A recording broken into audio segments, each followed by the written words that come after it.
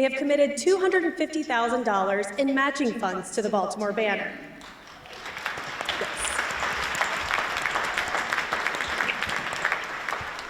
We must raise between now and year-end $250,000 to unlock those important matching funds. With such an impressive and influential audience, we hope that you, your business, your foundation will help us reach our goal. My contact information is in your tote. Call me. Now it is my pleasure to get back to regular programming and introduce you to our panel. Franklyn Baker, President and Chief Executive Officer of the United Way of Central Maryland, and John Brothers, President of T. Rowe Price Foundation and President of T. Rowe Price Charitable. This conversation will be moderated by our Editor-in-Chief, Kimi Yoshino.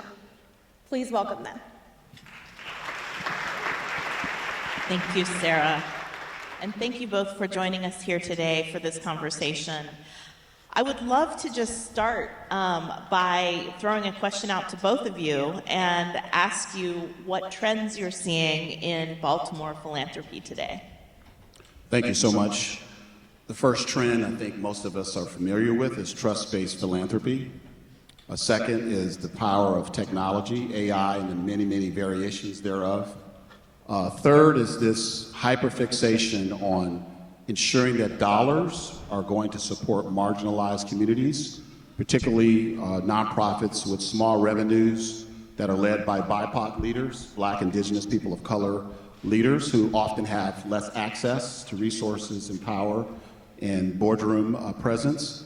And another piece by way of trend, and I'll turn it over to John, is really hyperfixation on our burgeoning leaders in the community, giving them roadmaps, access, so that those leaders of tomorrow become leaders of today. And so finding philanthropic organizations who are trying to distill down some of their investment into the young leaders of tomorrow. First, sitting here and looking out there, like my inner Pavarotti wants to start to, it really is kind of cool. But aside from that, I'll spare all of you that.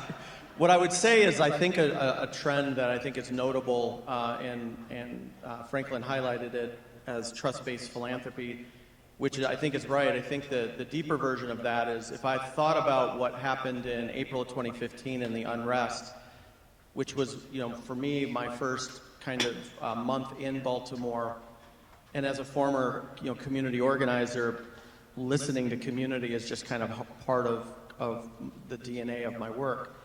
What I was hearing from communities was not this, I can't wait for philanthropy to tell us what to do or to start to do stuff, but to say, these are kind of the challenges we have with institutions coming into community and stepping into community. We have ideas on where we should go and how that should be. And by the way, some of the structures you have actually make it worse for us to do the work. You're not listening well, those types of things. And so at least for us at T. Rowe Price, the how of our philanthropy had to shift.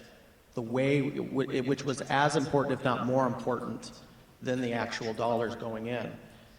As we got a call from 20 Minneapolis-based companies right after the murder of George Floyd saying, hey, we heard that you've done some really good work in Baltimore and we want to have authentic relationships in community. And our feedback was great that you want that, but you just can't buy that. That doesn't happen immediately. There's work that you have to do, and probably in that work you have to kind of talk about some of the things that did damage in that community before you can start to do that. So for me, the biggest trend is the how of philanthropy, and the way that it's done is shifting, but has a long ways to go to shift to being one in which the power dynamic between philanthropist and community is not there anymore. Well, I'm glad to hear that we're exporting some of our lessons. Franklyn, can you share an example of a grant that significantly impacted the community or a nonprofit organization, and what made it successful? Well, the first one was a person that may not be too well known in this audience, Mackenzie Scott.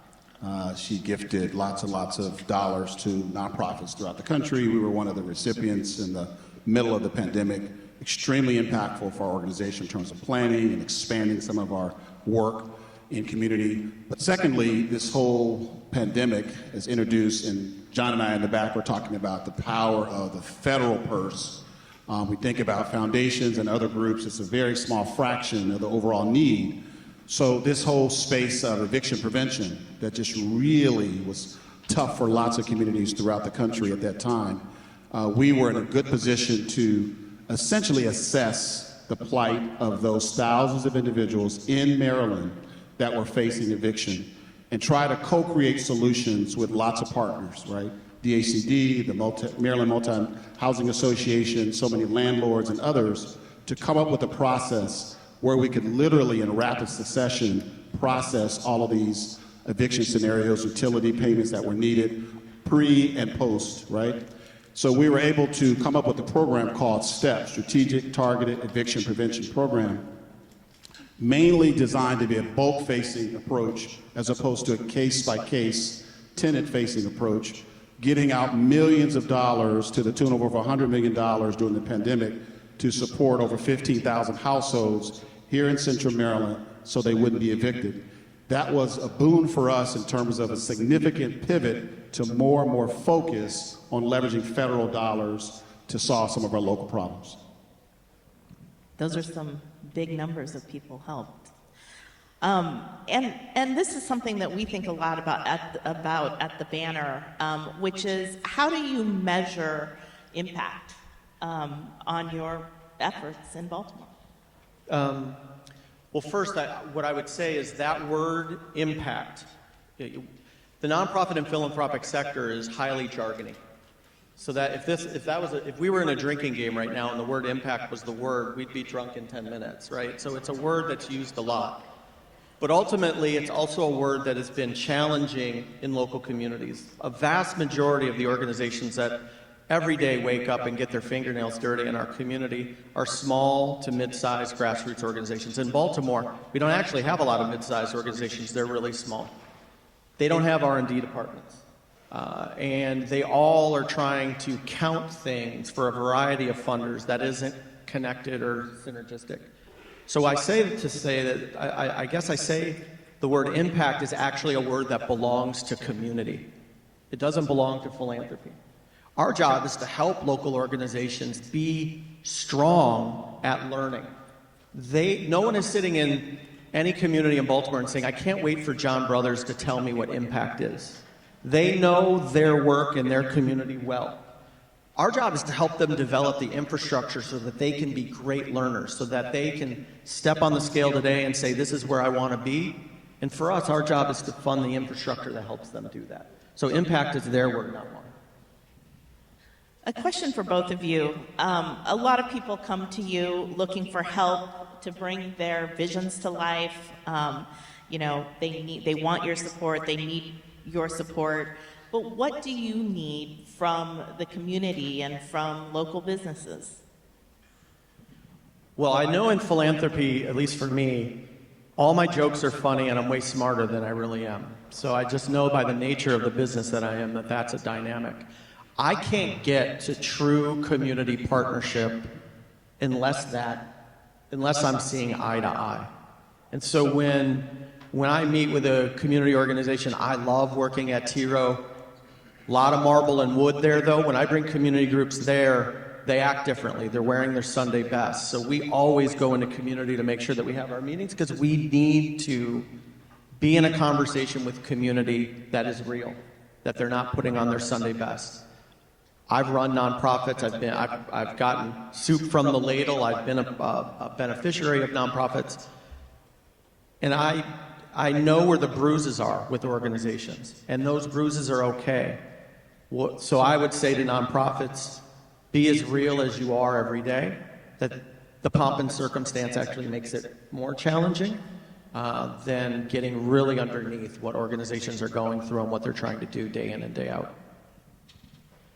I think one of the biggest things I would impress upon the community is to become like the organizations of T. Rowe Price Foundation and United Way, which both organizations are really steep in learning, trying to become a learning organization, allowing data and conversations and access points to really drive decision-making, drive, to use your word, impact, to drive that in community.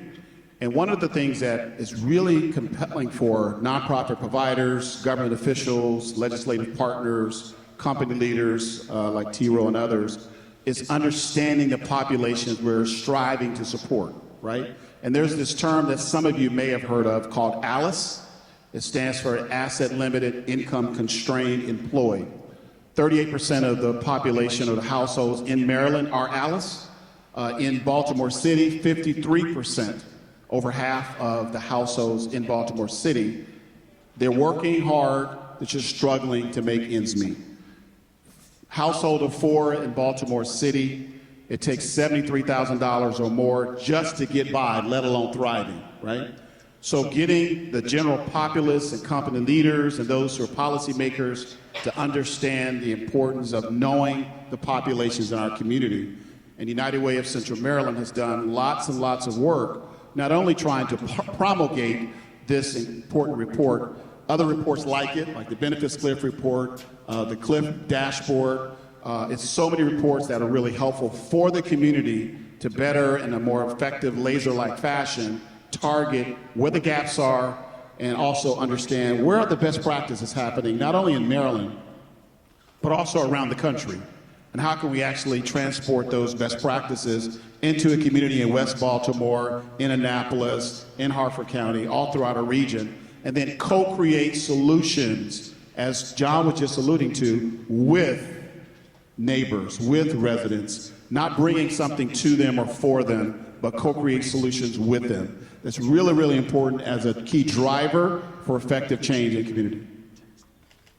John, let me ask you a question. A big part of today is also to talk about collaboration. How can we work together? How do you collaborate with other grant makers and organizations to amplify the impact of philanthropy? Collaboration is another one of those drinking word game words. It's a word that we use a lot. But what I would say is that oftentimes we're not very good at it. So for us, we've done a lot of work, both on this. If I was a better social scientist, we would have written a lot more on this, but just how communities and how their organizations collaborate, what we call share sugar, which sharing sugar for us is how organizations can share what everybody needs things like transportation and a variety of other. We go by the idea, does Baltimore have everything that it needs to be able to solve its own problems? We think that we do. The idea, though, is how do we share and use resources as compared to funding the 6 exact same things? Part of that also is like, how do we figure out the largest funder in the room at any given point in time is always the public side of the house.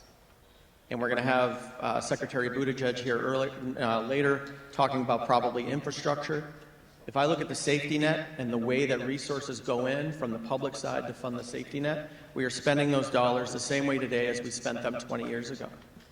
And so the ability to not only think about how philanthropy shares sugar, but how we get the public side of the house to also share sugar more effectively will allow us in our communities to truly use resources in a sharing sugar manner.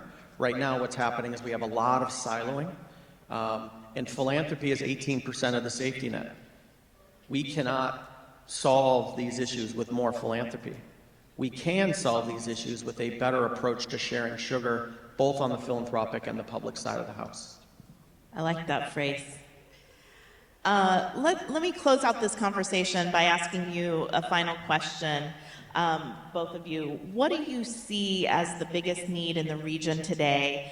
And if you could issue one call to action to the people gathered here today, what would it be? I think we all know that Baltimore has been viewed regionally, statewide, and also across the country as a city of neighborhoods. I think the last number I saw was somewhere in the ballpark of 275 or so neighborhoods. The neighbors that live in those neighborhoods cannot be strong unless the neighborhoods are full of vitality, well-resourced, people feel empowered, they can move forward with their lives and live their best life. And that is, to me, the call for this community here today, is what is your organization, what are your employees, what are you doing with your resources to ensure that each one of our 600,000 plus residents in Baltimore City and then the broader number throughout Central Maryland and the state. What are you doing to ensure that your company feels good about, and your organization feels good about, and you personally feels good about what you're doing to make those neighborhoods vital and strong and moving forward? We all know the phrase that when you're looking at a chain, it's only as strong as its weakest link. I think we have many, many opportunities to close ranks, to really, really focus in on a neighborhood. I know we've done that at United Way. We have so many different approaches to involving our work in neighborhoods with residents. So that is my call to this group, is what can and what are you committed to doing to support the residents who make up our neighborhoods? Yeah, I think I would just add to that, like, Baltimore to me is one of the best places in the world. It has a beauty, grit, and grace that I haven't seen in lots of places. And so I do go off the idea that I do think in Baltimore, in the region, we are very close to having everything we need to be able to solve the challenges that are before us. I think about my role within the Squeegee Collaborative as an example. We had 150 leaders with lots of different views. It had been an issue that had been challenged 7 times before. But ultimately, public, private, all of these folks locked arms together in a way that only a collaborative could do. And I think for me, the promise of what happened there, yes, there's lots of issues that are underlying that still remain. But the ability for us to lock arms, to share sugar, to think about things differently within that context is just something that's part of the beauty, grit, and grace that Baltimore has. And I think any issue that we have before us, using that same kind of approach should wield well for us in the future. Great. Thank you two so much for joining us today. Thank you.